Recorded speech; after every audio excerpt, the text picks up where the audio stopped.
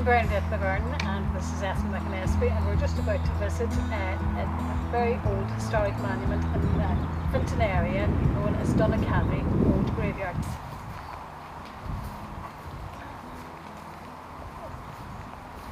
See a year on this one. God rest their souls. The souls of all the dead people lying here, but they're nearly completely buried into the ground. This is obviously the very oldest part of it. This is a Catholic church in Donacavey parish.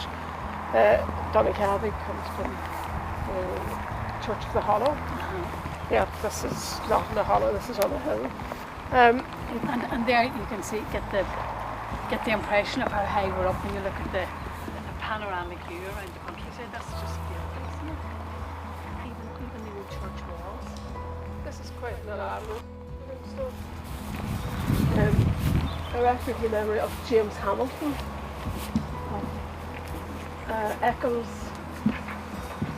Eccles Green. He died in January 1873. So this is quite a well kept, a new graveyard, tombstone. I myself attended the last funeral to be held here. I'm not sure of the date, but the lady was called Alice Kelly, and her son Owen Kelly had a garage in Fintona back in the day, and his mother was the last person to be buried here. And the cortege, the local people had to come out and with scythes and hedge clippers and open that roadway to allow the cortege to come into the graveyard here. One has to be sure if one's underground here. 87 years, January 1810. Look at the tombstone, the way it's decorated. I've never seen that before. St. Peter and St. Paul. St. Peter with the keys of heaven. But I mean, that's lovely, isn't it? It's not the sort of thing you see nowadays. That's St. Peter with the key to the gates of heaven. And I think it's pretty ornate at the back as well. Here rests the bodies of Mervyn Wilson, Camas Rectory, Strabane, Maria Margaret Jane, born the 7th of April 1814, died the 3rd of June 1898. Lead in set letters, so that makes that more legible and actually stands the times better, those little individual lead insets. This is a new addition to the cemetery since the last time I was in it, and it's Private 6020 T. McGrath, Royal Enniskillen Fusiliers. He died on the 1st of April 1920, aged 41 years. And this is the war grave.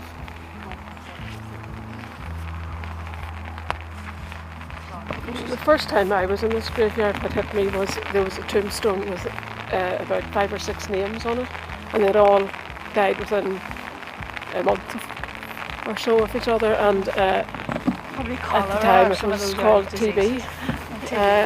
So there was families wiped out with TB. There's a grave like that in the Church of Ireland graveyard too, up at the top of the church brae in Fintona, where there's a whole family that had died within 1 year basically, and it looked like a disease, a cholera or something like that. This seems to be the remnants of what was the old church. There's 3 bits of wall, and but the graves are built right inside it, so I don't know when they started putting these graves inside it. This old grave is, here lies the body of Roger O'Neill, who died May, I can't make out the year, it's gone down into the ground a bit, but there's even evidence of gravestones here as a stand. You can feel them underneath, because people should be examining the bodies of the dead. But what remains of what the old church was, and it was substantial enough, obviously, substantial enough size, and again, it's just incredible. I have something of this age in our district. Lovely wall, stone wall, all the way around it. It's a sacred site, and the old yew trees, and it's a lovely place. Largely forgotten, I suppose, by the people of Fintona. I've visited a graveyard down at Tara in County Meath, and I don't think it's near as old as this. It certainly would be around the same time, and it's so popular and so well kept, and so interesting to people that love it. From all countries all over the world, people love to visit old graveyards in countries like Ireland, wouldn't really find these things maybe in a lot of countries. So, as far as I know, this is the original burial ground for the parish of Donacavey and the barony of Clogher, and it was in use for about 400 years, and this church became disused, I suppose, around about the time of the Reformation. It had been built around, built around the time of the Reformation, but apparently there was an E-shaped window, and it was taken out of this building and taken to the Church of Ireland church at Castletown, Fintona, which is another one of the graveyards that we hope to visit. well, then these little old stones that are practically sunk into the ground, there's not even a way you could tell the age of them.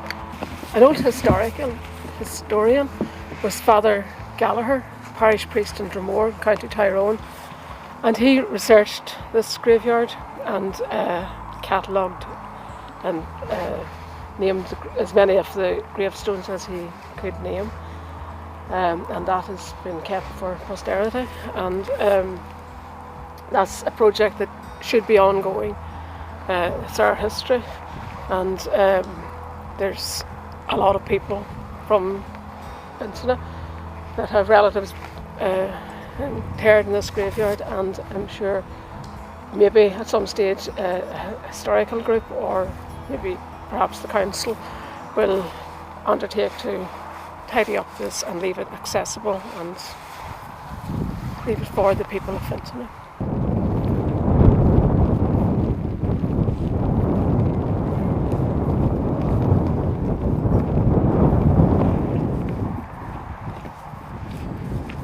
It's a magical kind of a place. It's a beautiful place. I'm just looking at the wall. It's pretty much intact. I'd say it's newer than these graves, but maybe not. But it's pretty much and then divided from the surrounding farmland.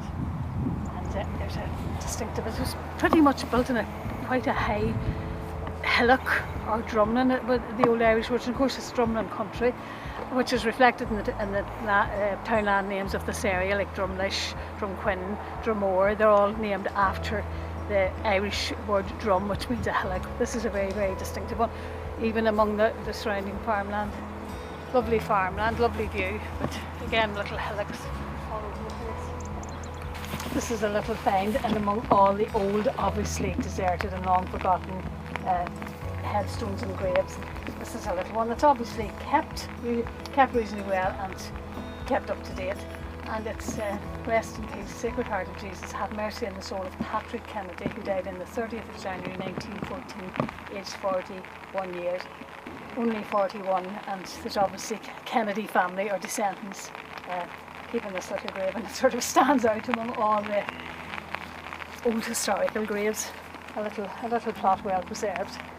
In this cosy corner, very edge of this very ancient graveyard, the tombstone is, I actually can't read it, but it's 1825 or thereabouts. This one is, again, this is a man called Hugh, and he died aged 30 years in 1784. And these yew trees, which makes this graveyard visible on the Oma Fintona Road, up onto one of the yew trees, is a very old grave dating back to the 1600s. It's 1646.